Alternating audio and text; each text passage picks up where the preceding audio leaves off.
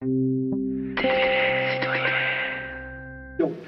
comme vous le savez, depuis 67, à l'appel de l'ONU, le 21 mars, c'est la journée mondiale pour l'élimination de la discrimination raciale. Alors on simplifie en général en disant journée mondiale contre le racisme, mais c'est bien la journée mondiale pour l'élimination des discriminations. Je vous rappelle, 15 mars 2019, Brenton Tarrant, terroriste d'extrême droite, tue 51 personnes et en blesse 49 dans 2 mosquées à Christchurch en Nouvelle-Zélande. Le 3 août 2019, à El Paso au Texas, encore au nom d'une invasion hispanique du Texas, un autre terroriste d'extrême droite abat 23 personnes en déclarant « je voulais tuer le plus de Mexicains possible ». Parce que cette théorie, elle a émigré, elle, la théorie, hélas.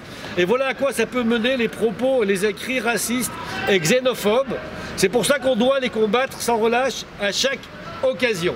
Bien sûr, c'est plus facile d'expliquer les difficultés qu'on aurait par le prétendu problème des migrants que de s'en prendre à ceux qui sont les vrais responsables, les dirigeants politiques et économiques.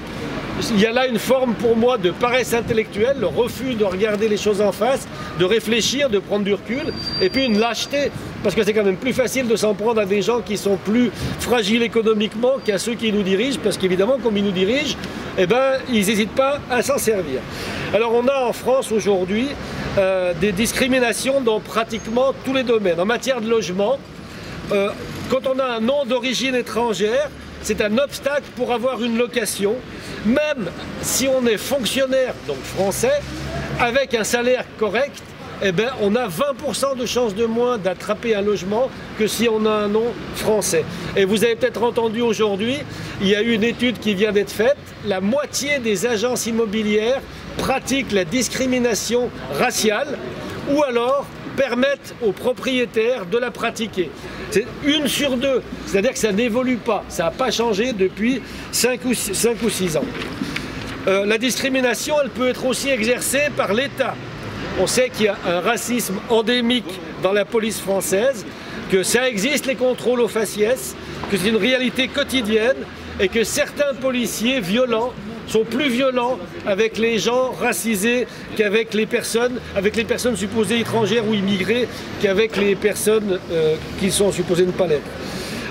L'État a aussi inventé quand même l'islamo-gauchisme, où là le problème c'est plus de lutter contre le racisme, c'est de lutter contre les antiracistes, ce qui est quand même un comble.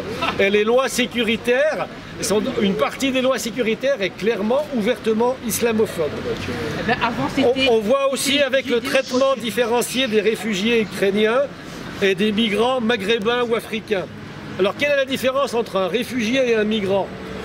Un réfugié, c'est quelqu'un qui fuit la guerre et les bombes et qui vient d'Europe. Un migrant, c'est quelqu'un qui fuit la guerre et les bombes, mais qui vient d'un autre continent. Donc les réfugiés ukrainiens sont accueillis à bras ouverts. Les migrants, eux, c'est une menace. Alors, bien évidemment, je ne suis pas en train de dire qu'il ne faut pas accueillir les réfugiés ukrainiens.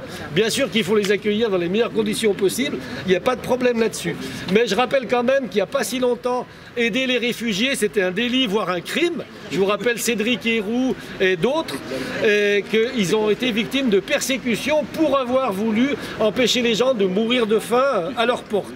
Et aujourd'hui, ceux qui accueillent les Ukrainiens et qui les aident, c'est des héros. Voilà. Il n'y a pas si longtemps, en 2021, notre président, il appelait à se protéger des flux migratoires irréguliers. À l'époque, il visait les Afghans qui fuyaient les talibans. Aujourd'hui, son discours a un peu changé. Alors quand les réfugiés qui viennent d'autres continents se noient pas en mer, ils sont reçus chez nous, mais à bras fermés. On les traite de façon inhumaine. Ils sont entassés dans des sinistres centres de rétention, ou alors ils sont à la rue et on détruit systématiquement tous leurs abris de fortune. À l'occasion de l'agression russe contre l'Ukraine, on vient de découvrir un mécanisme, en tout cas moi je viens de découvrir, peut-être vous le connaissiez, l'Union européenne a créé en 2001 un mécanisme qui s'appelle la protection temporaire. Et ce mécanisme, il nous dit quoi? En cas d'afflux massif imminent de personnes déplacées, on dispense ces personnes de la procédure de demande d'asile et on offre une protection immédiate, renouvelable jusqu'à 3 ans, avec accès aux aides, au travail, aux écoles et aux soins. Et c'est ce dispositif qui a été mis en œuvre pour la première fois depuis sa création pour les Ukrainiens, qui permet d'accueillir les Ukrainiens correctement et qui aide aussi ceux qui viennent à leur secours. Donc c'est bien la démonstration que quand on veut accueillir et traiter dignement les réfugiés, on peut. Donc la question, c'est de les accueillir tous, d'où qu'ils viennent, et quel que soit le motif de leur voyage. Avant l'agression russe, déjà, le nombre d'immigrés, le nombre de réfugiés climatiques était plus important que le nombre de réfugiés à cause des guerres. Je vous laisse imaginer ce que ça sera demain. On parle de plusieurs centaines de millions de personnes qui vont devoir se déplacer à cause du dérèglement climatique. Et c'est bien les dirigeants occidentaux qui sont les principaux responsables de ce réchauffement climatique. C'est à eux qu'il faut s'en prendre, pas aux gens qui en subissent les conséquences.